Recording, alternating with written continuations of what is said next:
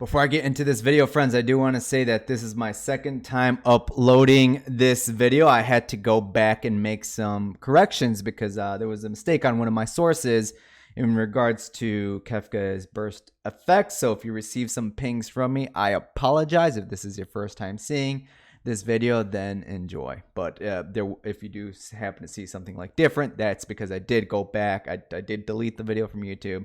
I did go back in and made some adjustments. So going in the future, I will triple check my sources just to make sure the information is correct across all of them. All right, friends, so enjoy.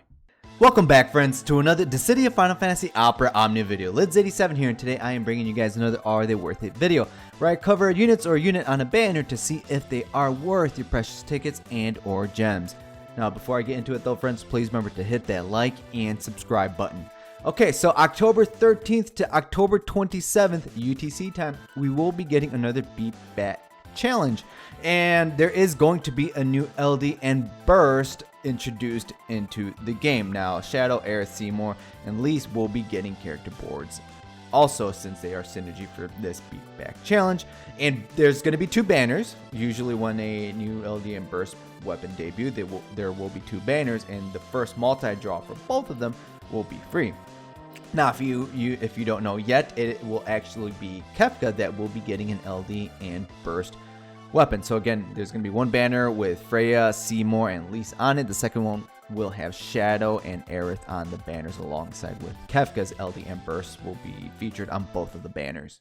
Okay, so let's take a look at Kefka to see what he does bring to the table for your consideration. Now, I do have timestamps down below in the comments if you would like to skip this via pretty much quick recap, so to say, and if you want to go straight to see if they are worth your tickets and or gems. So pros about Kefka is that Kefka is a magic type debuffer. For this event, he will be receiving an LD and Burst weapon, and I found this fact actually pretty interesting. EX plus 0 out of 3, this increases the chance for him to break the enemies upon using his EX ability, Havoc Wing. So it's pretty much like at 100% chance, which is, sure, it's an interesting fact to know. So if enemy has massive amounts of Brave, just break them by using his EX ability. That is great to know. Now, just like I mentioned, Kefka is a debuffing type unit. He is able to inflict up to 6 debuffs. I wrote down buffs there. 6 debuffs on the enemies. This will help in terms of him pushing off buffs, generic buffs that are on the enemies, or prevent them from buffing themselves with his LD weapon. And we'll talk about that in a moment. With his first ability, he inflicts HP attack disable, which prevents the enemies from using HP attacks, and blind at a 50% hit rate. Now, both of these abilities are towards all the enemies, but Lids, if he inflicts a HP attack disable, what's up with the blind? They're not going to attack anyways. That's for the brave hits. That's for the AoE brave hits, any type of brave hits, because even though they're HP disabled, they still can brave attack. So the blind there's a 50% chance that they will either hit or miss your units, which can come in very handy in sticky situations. Now, a second ability, Light of Judgment, does inflict attack down, defense down, and speed down. Attack and defense are 50% down, and speed is at a 40% speed down. Now, all of these are generic debuffs, so keep that in mind as we go on throughout the video. Now, the last debuff that Kefka can inflict is with his EX ability, Havoc Wing, which is sneering clowns on all the enemies. So this has a sap-like effect, negative 20% to attack, negative 10% to defense, and negative 10% to speed, stacking on top of his other previous debuffs. Now, Kefka having all these types of debuffs that he can inflict, he actually has a way, or it's built into his kit for him to dish out more damage based on either the debuffs or if the targets are debuffed. Now, this will be in the form of Trine and Light of Judgment. They will upgrade to their plus forms if he is attacking a target that is debuffed. So it's increased Brave potency, and Havoc Wing will do 50% more Brave damage if he is attacking a debuffed target. And once you take him to EX plus 2 out of 3, which is actually my recommendation for Kefka, EX plus 2 out of 3 at least, he will gain access to a new buff called Heartless Angel. Now, what Heartless Angel does is this will increase his attack by 60%, 40% to max Brave, and plus 10% Brave damage per debuff on the target. So enemy can have up to 6 debuffs.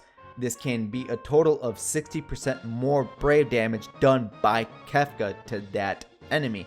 Now, this isn't in total, like if there's like 2 enemies, this isn't plus 120%. No, it doesn't work that way. It's only towards the attacked target. That's how much brave damage he gets, or plus 10% per debuff. Okay, so keep that in mind. So this buff towards himself is gonna let him dish out a lot of damage. Kefka can take care of himself in regards to buffing up his own damage because of his debuffs. Now, to help him out even more, Light of Judgment also gives him a 40% attack up buff to himself. So not only that, with his C50, this will raise Kefka's attack and max brave by 10% while an enemy is debuffed, and this can be further improved with Power of Destruction boost, which 2 stars, which is his artifact passive, which further increases his max brave attack by 5% per artifact passive, totaling out to 15% addition to max brave and attack. So pair this up with attacks 108 or max brave 330, depending on what RNG decides to give you. Okay, so with his LD ability, it is called Hyperdrive. So it's going to deal some nice damage. It's going to extend all self-inflicted debuffs by 1 turn, and this will enframe all debuffs inflicted by Kefka. So this is a way to shut out enemies from buffing themselves, especially if they are able to buff themselves with multiple buffs. This will absolutely shut them down, but you have to keep in mind that the buffs already have to be on the enemies. This does not inflict those debuffs on the enemies. You already have to have them on the enemy. So keep that in mind. That is probably the most important part. Aside from that, once you max out his LD weapon, the limit breaks, he gets a total of 30% attack up to his own stat, helping him dish out that much more damage. All right, friends, let's take a look at Kefka's burst weapon or burst ability, Forsaken. Now, after the finished burst and all that wonderful stuff, all that damage, Kefka will have a burst effect that is actually party wide for 4 turns. Now, what it does is party plus 5% HP damage dealt per debuff on the target, totaling up to 30% HP damage increase. This is going to let your entire party dish out more damage. Now, if you do happen to go into the actual burst mode without any of the debuffs on the enemies, that is fine, because the beautiful thing about the burst mode is that you can use abilities during burst mode. So use Trine, use Light of Judgment, use his EX ability Havoc Wing to inflict all of his 6 debuffs and frame them with his LD, use the finish burst, and then for the next few turns, enjoy that plus 30% HP damage up to that enemy. Now, I will say that there are definitely some units that could take full advantage of this, especially if they can act back to back. Like one of the main units that we have currently is Arden, for example. So if you want to do something like bring in Kefka friend support with the burst, bring them in, use the burst once their burst mode is done, once they're out of burst mode, not the actual burst effect, because the burst effect icon is on that character and the turn count is on that character. Then go into the burst, for example, with your Arden, enjoy the damage, and then once you're out of that, then just the back-to-back turns that Arden can do, right? Use his abilities, break something, reset the break status, right? Just keep on doing that, and you're gonna dish out so much more damage with Forsaken with this burst effect. So even though like Kefka conflicts with a lot of team compositions when it comes to debuffs, this more than makes up for it. This is a nice huge burst. See what I did there? Burst, finish burst. Hey. Yeah, okay, shut up, lids. So this is a huge, nice chunk of damage that you could dish out to said bosses. And if you could actually work around this, especially during the Lufenia era, we will have other units that actually increase brave damage, which comes into play because during Lufenia, there's like a massive brave damage reduction, just hidden buff that bosses have. But being able to dish out a lot of HP damage can help you out in the long run. Of course, with all those wonderful things we just talked about Kefka, there are always cons in my eyes. So the fact that he can take up 6 debuff slots, you're going to be fighting with other units, especially if your other units inflict their own types of debuffs. Like, for example, a target lock if it's like a tank. If the debuffs on the enemies are inframed, you cannot target lock the enemy, so making your tank utterly useless, so to say. Or if you haven't inframed Kefka's buffs yet, if you use Trine, HP disable is on there first, and the way that debuffs and buff slots work is that the oldest get pushed off first. So if you bring someone in like Italian, you put on massive amounts of debuffs on the enemies, Kefka's HP disable, his attack disable, will get pushed off. So that has happened to me on the JP side of the game because I couldn't read, but now I understand the unit's much better. That has happened to me before on the JP side. Just keep that in mind, or you can potentially lock yourself out of elemental imperilers and enhancers, because to dish out more damage they have to imperil their own element, and sometimes that they can enhance the entire party with said element. So just some things to keep in mind. And also, if there's a stage that severely or heavily resists debuffs or they're immune to it, Kefka is locked out of that stage because that is a huge portion of his damage. Now, it does take a few turns if you want to inframe his debuffs. When you go into combat, you have to use Trine, you have to use Light of Judgment, and as long as you have his EX Plus maxed out, it should inflict Sneering Clown right off the bat, but it's still going to take a few turns to use those other two abilities, followed by his LD ability, just taking a little bit longer to set up, so to say. So if you know that a boss is going to buff themselves immediately and you need, like, I don't know, another turn or two for that setup, that could potentially be a con, so to say, is that it does take a few turns.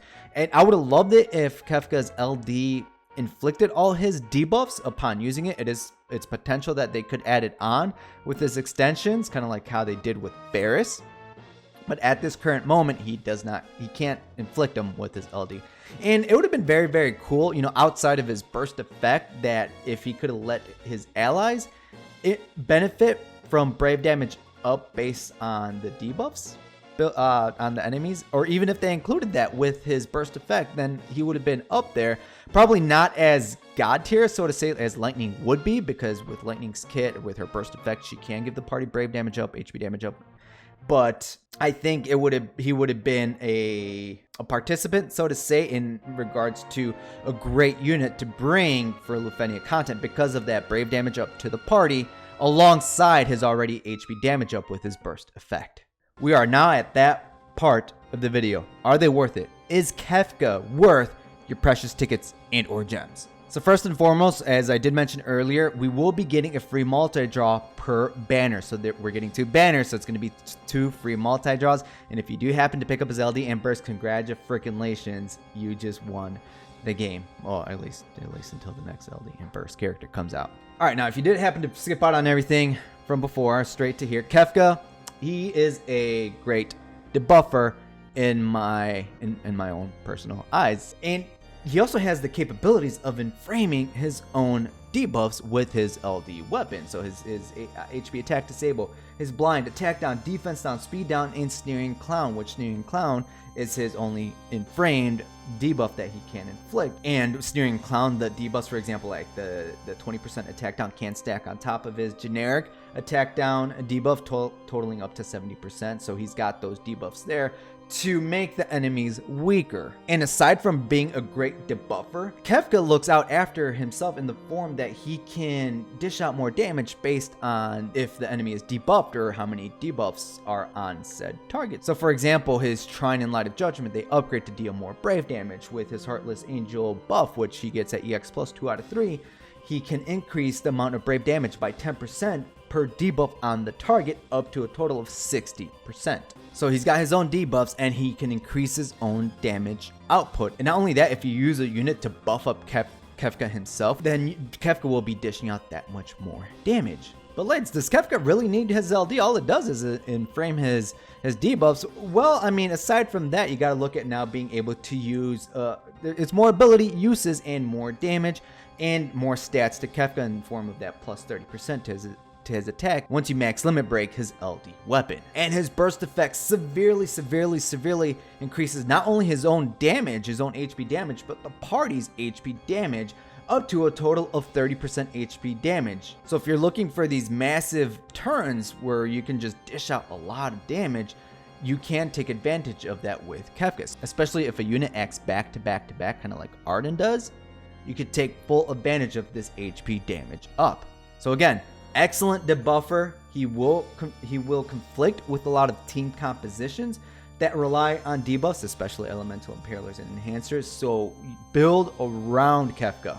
Now, if you're asking yourself if you need Kefka, do you really need him? If you have someone that kind of does something like him and I'm talking about RCL actually, because she does have a HP attack disable. She does have her own debuffs, and she can also dispel the enemies alongside with buffing up the party and healing the party. Then maybe you don't need Kefka, so to say, because at the moment, Arciela, she doesn't have an LD weapon. She has Lufenia Viable. She has been using Lufenia content. When she does get an LD, later down the line, she does increase her own HP damage dealt to the target. But again, that's herself compared to Kefka, which is burst effect HP damages to the party. But if you want to save yourself some resources, because you're not going to chase for Kefka's LD or burst, and if you have Arciela, you should be okay. But if you don't have someone like Arciela, then Kefka might be a nice alternative, but just keep in mind that Kefka is there for the damage and the debuffs, nothing in regards to buffing up the party outside of him increasing the HP damage dealt with this burst effect. So in regards to tickets for his gear for the challenge quest, yes, of course, go for it. Why not? Especially if you pick up that burst weapon, that juicy burst weapon. And with gems, I would say only if he is your favorite or if you have a higher understanding of the debuffs buff slots, because if you're a newer player and you're smashing buttons and are wondering why you're pushing off his debuffs, then maybe Kefka is not for you. But if you're asking yourself, is his burst weapon worth it because of that HP damage up? It is, but keep in mind, if you cannot build around him, then don't pull for his burst. And you will be fine, because there are other units on the horizon with burst effects that will increase your party's brave damage, their HP damage, their brave damage cap, their HP damage cap. We have that on the horizon, so if you want to skip out Kefka for that reasons alone, you will be fine. But is he worth it? He is, because of that HP damage up to the party from his burst weapon. Okay, let's say you actually do want Kefka, right? You pick up his LD early on these banners and you're asking yourself, which is the best burst banner to chase Kefka's burst weapon on? Let's talk about that. So there are going to be 4 total banners with Kefka's burst weapon. So aside from the current beatback challenge, which will have his LD and burst, 2 of them, the other 2 where he will be synergy is with Emperor, where Emperor gets an LD weapon, and a new character in the form of Strago, where Strago gets an LD weapon. Now, which one of these banners should you chase on? Now, this will be completely up to you, because there's actually 2 good banners, and depending on your plans, because in the future, Emperor actually gets a burst weapon, so his LD will be featured again, but Emperor is a part of some really powerful other units that receive LDs in the form of Aerith getting an LD, in the form of Celeste getting an LD, in the form of Arena getting an LD. Go for Aerith. We'll talk about that in a different video. But right now, I am going to pick the Strago banner, because this banner, it's an excellent magic banner. So Strago is introduced into the game, EX weapon, LD weapon. He has a mechanic where he gains a buff, and he's able to recast all of his abilities as long as this buff is up. So everything, both of his abilities, his EX ability, his LD ability can be triggered twice, and with his LD ability, he is able to break all the enemies and trigger twice. Kind of turns him into a mini delayer, so to say. And Realm will be getting a rework and EX plus. She's one of those units that gets really powerful with her rework and EX plus, and we'll talk about it more once we reach Strago's banner. And last but not least, a peek into the future to see where Kefka does return back and on a later banner. And I'm telling you guys right now, he actually does not. He's still cleaning his boots, all right? There's too much sand on those boots. He's still working on it. So there are no LD extensions for Kefka currently on the JP side of the game. So there is potential or longevity or investment, if you want to call it that. If you pick up Kefka now, you don't have to worry about it later when he does receive potentially a rework and LD extensions. All right, friends. So at this current moment, he is not repeated in the near future, in the near future at all. So it's going to be quite a while before Kefka gets anything else in the game. That is it for this video, friends. I want to thank you guys for watching my Are They Worth It covering Kefka. Again, for those of you that did get pinged, I apologize. It was an error that I did have to come back in and fix. It was a big error. It was in regards to Kefka's burst effect, but it was fixed, and I had to change my recommendations based off of that. So I appreciate you guys for understanding greatly. Now, be sure to let me know down below in the comments if you guys will be going for Kefka himself, for his LD, for his burst. What are your thoughts about Kefka? Me personally, when I planned it out, with when a unit receives an LD and burst weapon, I plan to use a lot of tickets. That's going to be my plans going forward, just to hopefully snag at least their LD weapon so I can use them for a challenge quest and snag myself some burst tokens to potentially pick up a burst weapon free later down the line. So I'm gonna be using a lot of tickets on the Kefka banner, the one that has Shadows and Kefka's EX weapon, because I don't have neither of those. And if I do happen to pick up his burst along the way, that's gonna be great. But gems at this current moment, I'm not planning on using gems, just strictly tickets. All right, friends. So again, let me know down below in the comments your plans. And until next time, friends, good luck and have a good one.